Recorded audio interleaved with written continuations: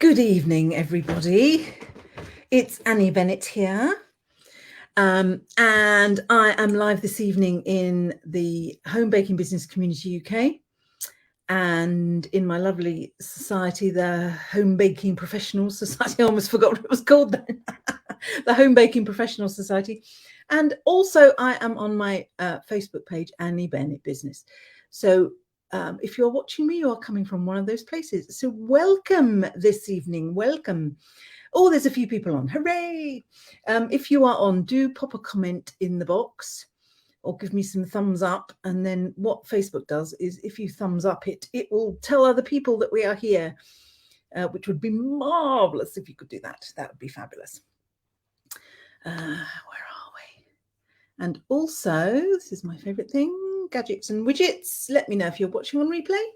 It's always nice to know who's been watching and how many people have been watching. It's very useful to me because then I sort of plan in similar ones if lots of people watch something, you know, that kind of thing. A little bit strategic, a little bit planny Annie. There we go. Let's get rid of that, shall we? Excellent. So do say hello if you're here. Do say hello. I can see some people are here. Hello. I'm downstairs in my house today because I'm going to be doing a demo. I'm going to be doing, or a masterclass, I should call it, shouldn't I? I should be grander than demo and say it's a masterclass. And this evening we are going to make, hello, Plenty Annie, that's me. We are going to be making some calla lilies.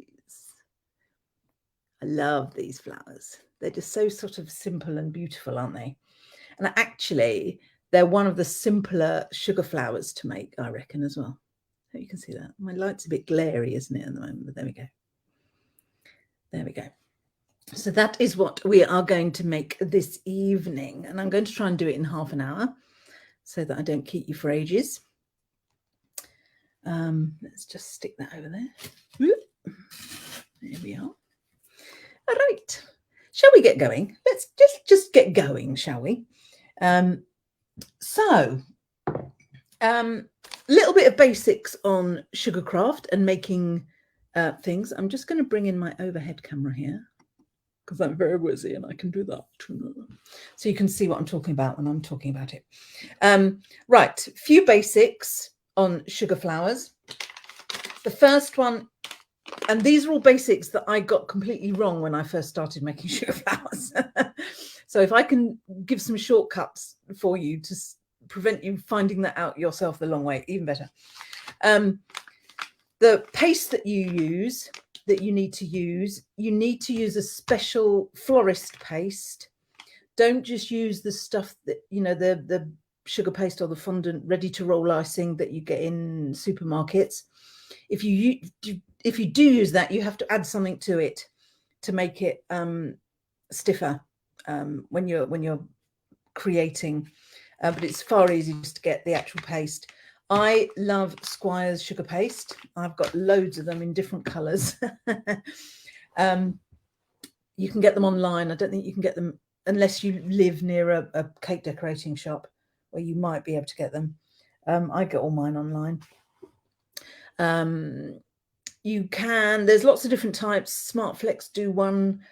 I'm trying to think of some other brands. But I only tend to use this one, so I can't really remember. I know Smart Flex do a flour paste. Renshaw's do a flour paste. And when I first started, I found I use Renshaw's, but I prefer this one. It's much more flexible. It dries really in good time. And it's really lovely to use. So that's the sugar paste. So get your sugar paste right. Then we're going to be using some wires. Quick thing on wires is that wire comes in numbers, and the lower the number, the thicker the wire. So I don't know if you can see the difference between that one and that one. Can you see the difference between that one and that one? I can never guess where my camera is. This one here is a thick one. That's a 20 gauge. And this one is a 24 gauge. Okay. And for whatever it is you're doing, you'll need different types of wire. So if you're needing something that holds a lot of weight, you need your 20 or even 18 sometimes, which is even thicker. But if you're doing more delicate things and delicate petals, 24, 26, 28 I use a lot of for little petals as well. So those are your wires. Okay, so that's the sort of the two basic things. As we go through, I'll talk to you about the other things that I use as well. Okie dokie.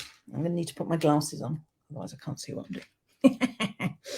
All right, as I'm going along, do ask questions if you have any. Feel free to ask questions. There is I think it's about 10-second delay on here, but I'm more than happy to answer questions.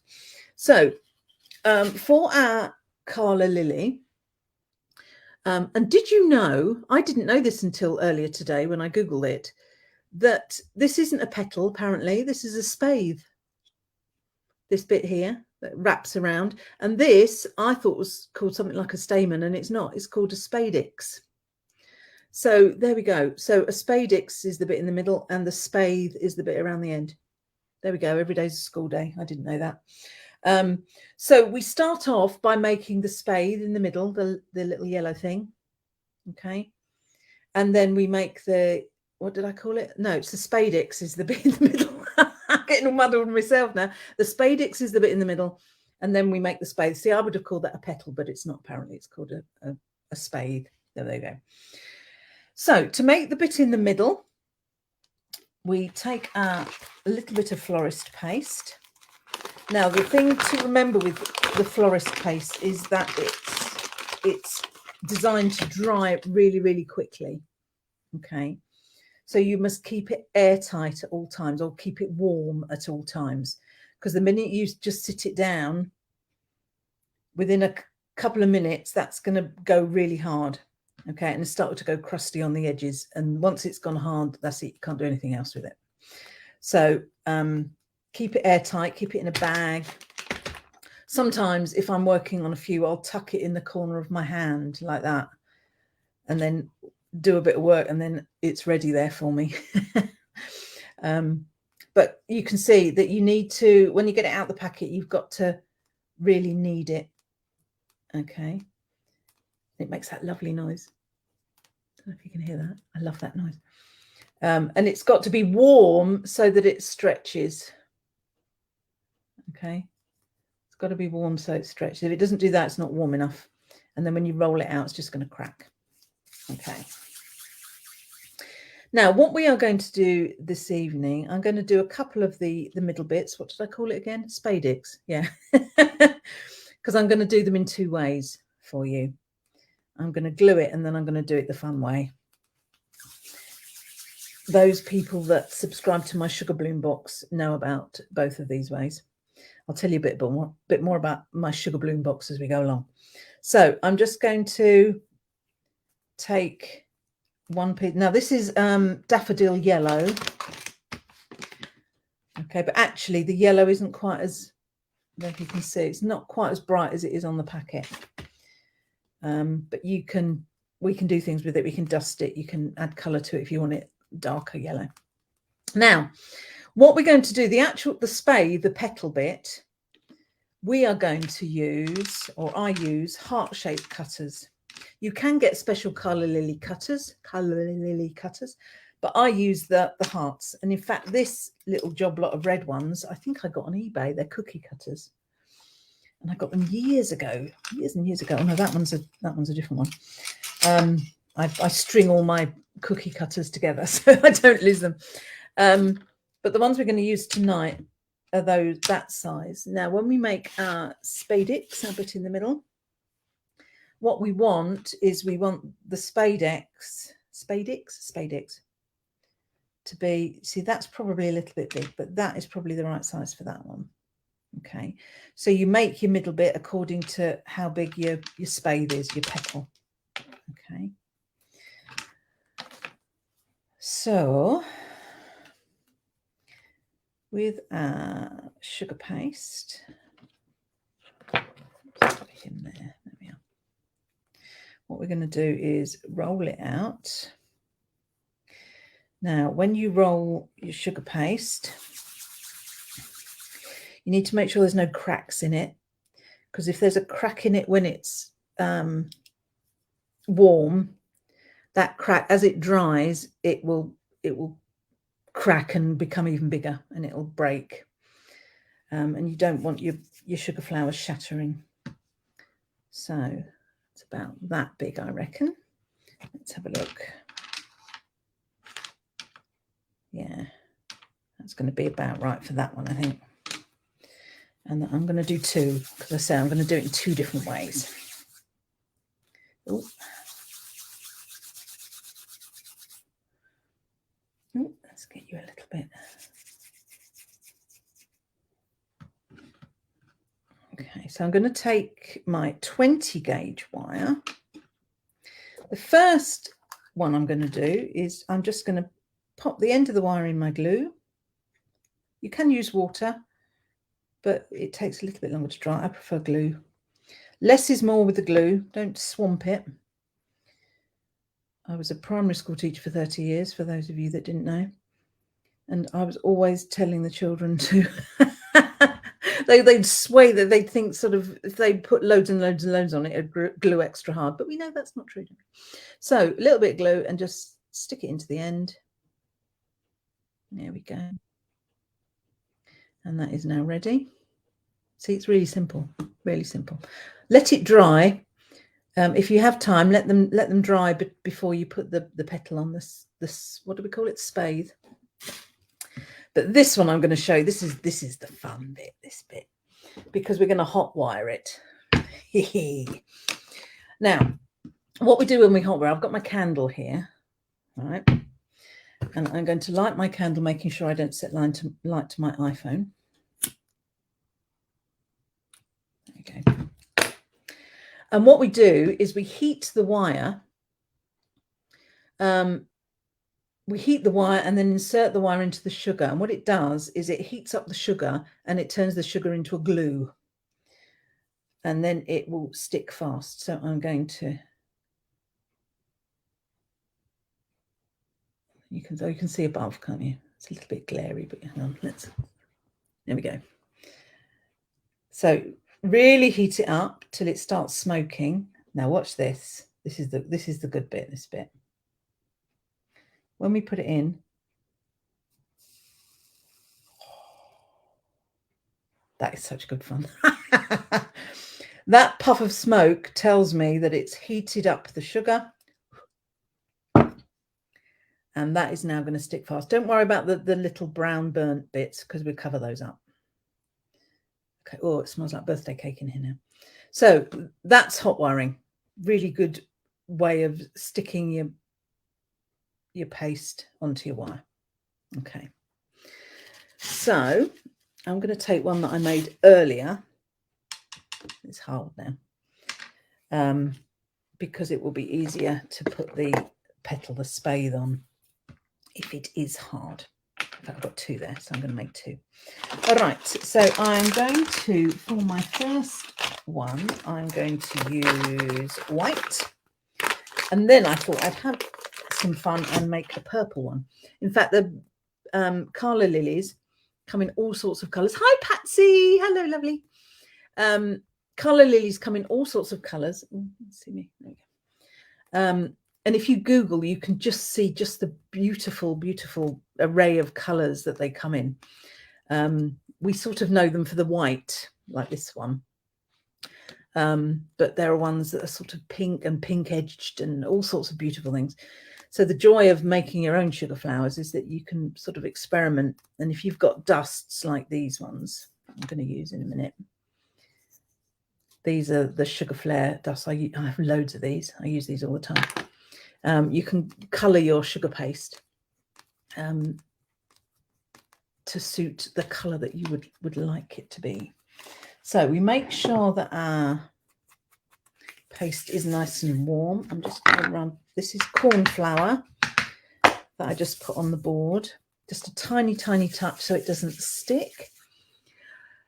Oh, you've got a wedding cake. Well, there you go, Patsy. This is handy for you, isn't it lovely? So make sure the board is dry. Rolling pin. This you can get for about a £5. roll it out. Now, when you roll out your sugar paste, roll it and then move it. Oh, because if you roll and roll and roll and roll and roll without moving it, it sort of ends up really stuck to the board and you end up having to peel it off with your fingers. No one wants that, do they? So keep moving it round. Now the calla lily has fairly thickish petal spathe. Okay, if I was making a rose, I'd make that much thinner because you want your rose to have nice and delicate edges. But with the calla lily, you can get away with it being a little bit thicker. So with these, I think I said I was going to use this one, wasn't I? Yes, I'm going to use this one. Okay, so it really is just a case of make sure it moves, because what you want to do when you press it down is you want to be able to move it round on the board. Get rid of any excess. The only disadvantage with these is that they're plastic, and if you're not careful, they bend as you're cutting. But if you're careful, they don't, so it's not a problem. The best cutters generally are metal ones because they cut a really lovely edge. Now, what I would normally do is turn that over and run my finger around the edge to get rid of any fluff. But there's no fluff on there, so that's all right. Oh, it's a little bit fluffy there. We can deal with that. Right. So what we're going to do now, you can see that the calla lily has got some texture to it. So what I'm going to use is this tool, which is called a veiner. And it's a little tool that tapers at the edge and it's got little lines on it. Okay. And what happens when I run it over, it gives me a textured edge. I don't know if you can see what it's done there. Yeah, and it gives it the sort of the lines. I'm sure there's a technical term for that, but the lines on the petal. Yeah, and it also shapes it a little bit as well. What you can also do, if you've got a foam pad and a roller ball, is you can roller ball the edge. With a calla lily, you don't want to do this too much. Some flowers you can really frill, but calla lilies don't have very frilly edges. So I'm just getting rid of that little bit of extra weather. That's better. That is better. Okay. So it's all to give it sort of shape and movement. The thing with flowers is that they need shape and movement. So that's what we do that for. So what we are then going to do, as you can see, what we're going to do it that way, and then we're going to wrap those bottom bits around. Okay. So we need a bit of glue. You can use water, but I prefer glue because it's a little bit more robust. So we're going to put our glue sort of on these bits here, on the sort of bulgy bit of the heart, if you like. Don't overglue it because you'll end up in a squidgy mess. Ask me how I know. These are things you'll discover when you start learning how to do sugar flowers. You learn very quickly how much glue you can afford to put on. So what we're going to do is we're going to put that on there. And we're going to wrap around. This is the only really fiddly bit. This is the bit that might need a bit of practice. Okay. So you can see, and we're going to bend that back in a minute. But what you can do, can you see I've got a bit of loose paste at the bottom? What I'm going to do very, very gently is twiddle it round the wire to make the paste go down the wire. Yeah. Make sure it's actually attached. So you just run it through your fingers. In fact, that's probably a little bit too much. I'm going to pull a bit of that off because that's a bit too long. It just makes the sort of flower, gives it a bit more shape. It doesn't sort of stop dead.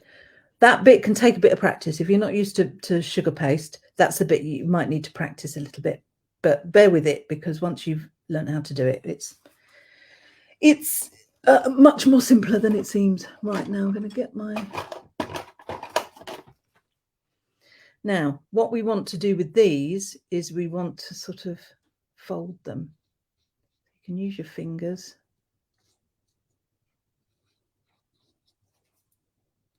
Use a flour tool. This thing is really handy. And then you're just going to use your fingers to sort of shape, open up that front petal. What do we call it? I can't even remember what it's called. Do you know, my short-term memory is appalling. Absolutely appalling. There we go. So yeah, so the front petal sort of has a lip to it, doesn't it? There we are. See? Now, if you buy a proper calla lily cutter, you'll get perhaps more of a point on the end. The peace lily has a bit more of a point to it, doesn't it? But there we go. So can you see how I've done that? Just a tiny bit of practice to do this bit, but otherwise it's quite straightforward. Yeah. So that's one. Now, the idea with these is the best way to let them dry is to dry them upside down. Because if you let them dry that way, I think this one wouldn't be too bad, but they can sort of droop. In fact, that might droop. So it's best to dry them upside down. And the way I do it is I get my Oasis, I bend the wire and I put it in the Oasis like that. And then it dries upside down. Anything that needs to dry upside down, sometimes roses, freesias, some lilies. And then I'll put that on something so that it dries like that. Yes. Right, I think we've got time to do a quick purple one. I warmed this up earlier. I love the drama of a purple lily. So let's just warm this up. Ooh, come on. Yeah, it's warming. It's really important to warm it up, otherwise it just cracks and falls to bits and you end up crying. It's got a few lumps in it. This is quite old sugar paste, this, but I rescued this from the middle of it.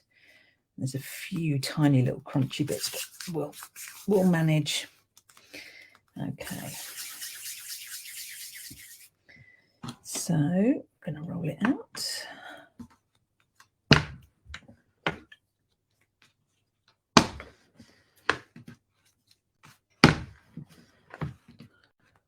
Again, lift between each roll so it doesn't stick to the board.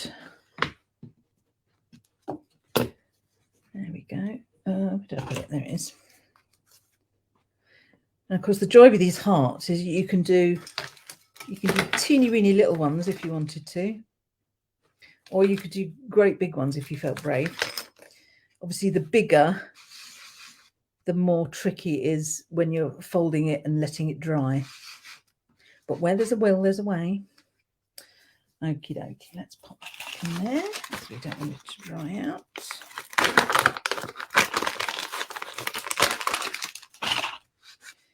And then, oh dear. Tell you what I'm going to do with that is I am going to, because the cutter has made another line, so I'm just going to cut that off. There we go. That's better. All right. So what we're going to do now is we're not just going to do it like that, although you could just do it straight, but I want a bit of texture on mine, so I'm going to get my veiner. You can use just a cocktail stick to do this, or a skewer. They work just as well. Well, not just as well. This one's slightly better, but they do the job and they thin out the edges. So if you haven't got one of these jobbies, get a skewer or a cocktail stick and do it like that. Huggy duggy. I always, in my sugar bloom box, I always put a cocktail stick in so that if the subscribers haven't got anything like that, they can still thin petals. There we go. So glue on the bottom. Actually, you can see a bit better on the dark where I've put the glue. There we go. There we are. And then we're going to put that on there. And because this is dry, I can fiddle about with it a little bit more. If it wasn't dry, as I folded the, what do we call that again? Oh, petal. It would squish about a bit. So I'm going to fold that over, roll it in, and then I'm going to fold that over. Okay, I'm going to open it up in the middle, but I'm just going to twiddle at the bottom to try and get a little bit going down the wire.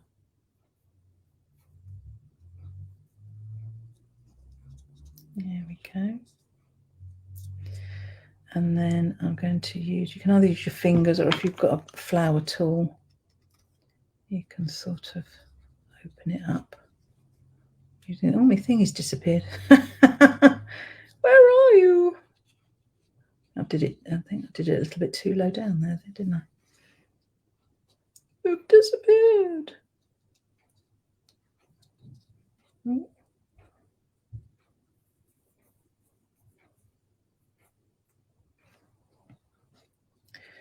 We're going to open it up.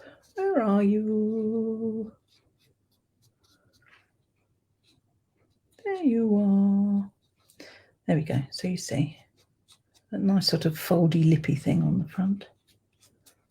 And you can, there we go. Do you get the idea?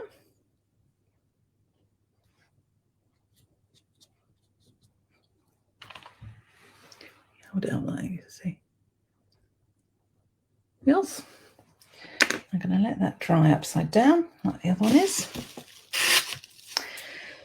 And then the last thing, just to finish it off, I've got one here that I made earlier. I should be on Blue Peter, shouldn't I? Does Blue Peter still run? I've got no idea. My children are grown up now. I don't watch children's TV. So this is one I made earlier. And what we can now do is we can use some dust to give it a bit of life. Whatever we call that, spadix, you can use, you can get like pollen-like stuff, which is like sort of grainy, that you can stick on to make it pollen-y. If that's, you know, if you want it a little bit more realistic. But I am going to use some dust to colour it. Now, the thing with the dust, and I use, oh, they've gone together. I use these ones, the Sugar Flare little pots. Brilliant colours, but I think the design of the pot is wanting a little bit, because you unscrew it, if you knock it over, then you've had it. But the idea is just to tip a tiny little bit and use a piece of paper towel, screw the lid back on. Ask me how I know. This one, I use spring green for this one, but I think it's a little bit too sort of limey. So I've put some moss green in here. That's the joy with these colours. You can mix them all together and make different shades. And I've managed to get lots of yellow in there, which is a bit of a pain, but never mind. So we are putting the dust on, what do we call it? Kitchen towel. Okay. So what I'm going to do now is I'm going to put some yellow actually inside there. I'm going to just yellow up the spadix.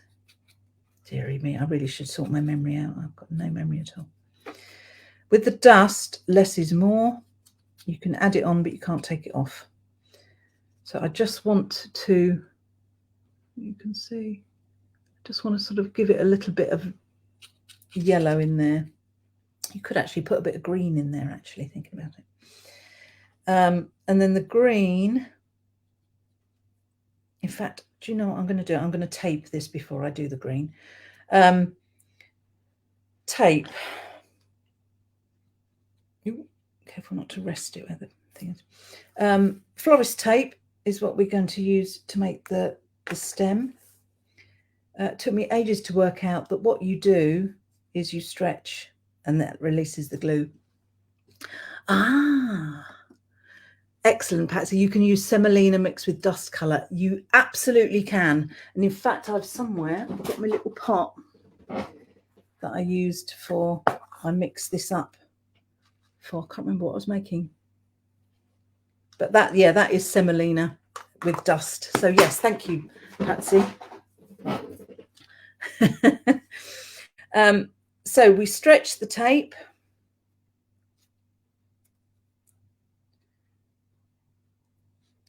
Twiddle it on, push it up as far as it will go, then twiddle your flower.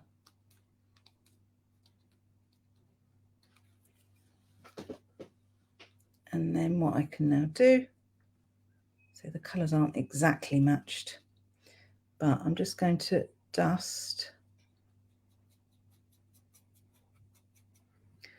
the bottom of this.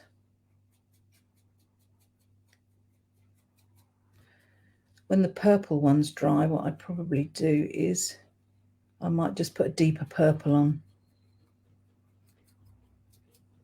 And then what you can also do, just a tiny, tiny hint on the edge of the petal. Just sort of wakes it up a little bit. You can't notice it greatly, but it does make a difference. It stops the petal just being sort of flat.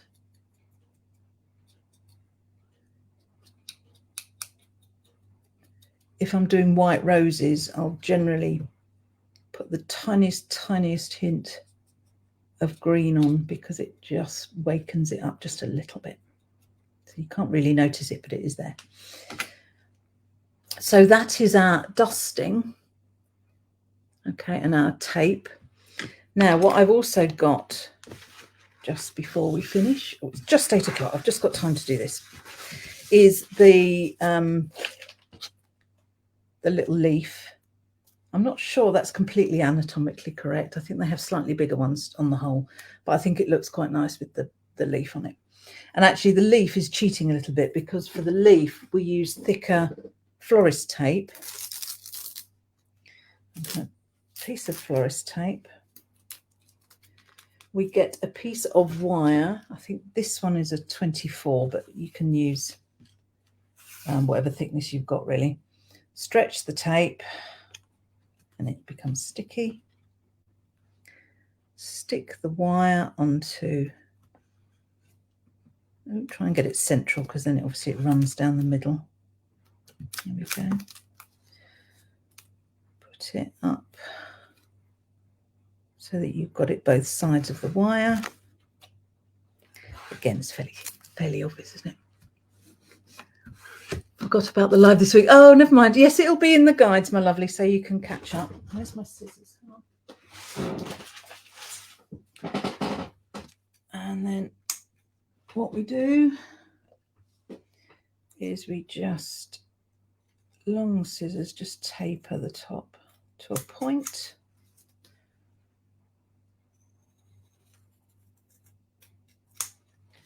Yeah, there we go. It becomes very sticky, that tape. And then what you can do, get it to the height that you want it, and then you can wrap the tape that's at the bottom. You can actually wrap around the stem at the bottom. Just twiddle it round. And then you've got sort of the flower and the leaf all in one. There we go. I want that at the back really, don't I? So that kind of malarkey. You see, like that. So I've got my two now with their little bits of foliage. So obviously you can do you. I quite like them that way up actually on a cake. They're quite nice, sort of falling down like little trumpets. Yeah, it's quite a good way to do the leaves actually that way. Yeah. and it sort of, you can stick them onto each stem, and it makes the stem a little bit thicker as well, because lily stems are slightly thicker, so it makes it slightly thicker too. There we go. So that is our calla lily. See, fairly straightforward, just a little bit of twiddling on the bottom and into the wire, but other than that, fairly straightforward and fairly quick to make. So if you're doing these for your business, you know, you want to make a profit, these are quite quick to make. So, you know, you can do quite a few in a fairly short space of time. You know, unlike something like a dahlia, which takes a couple of weeks, all the little separate bits. But these are quite a good flower for, you know, bringing the cost down, if that's important. Okie dokie, there we go. I hope that's helped. If you do have a go, do show us in the group what you've done. And if you're interested in making sugar flowers and you want to learn a little bit more and a little bit more detail, my sugar bloom box is a monthly subscription box. Oh, you're very welcome, Rosalind. And every month you get a box with you get a pack of sugar paste, florist paste. You get the cutter for that month's flower. You get the wire, you get everything that you need to make that flower, whatever it involves. Some of them involve stamens, some of them involve other little bits and pieces. So it's all in the box. And then there's a live online training that I do that usually takes hour and a half, depending on how complicated it is, where I talk you through how to make that particular flower. And there are also previous ones. There it is.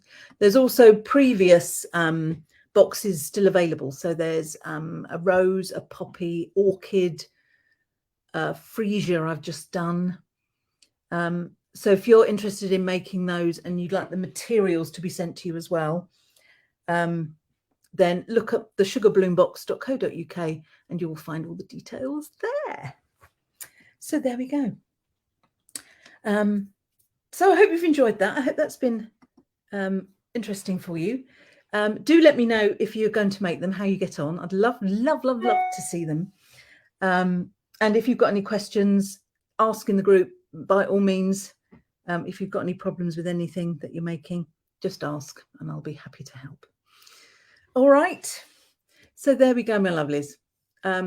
Next week, I have no idea what I've put down for next week. I've scheduled something and it's been on the newsletter, on the weekly email. I can't remember what it is. Do you know, it's been so busy this week. I've been running around like a headless chicken.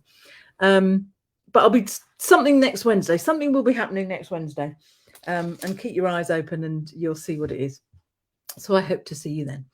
All right then, my lovelies. Thank you so much for joining me. And I will see you next week. Have a lovely week and I'll see you next week. All right. Bye.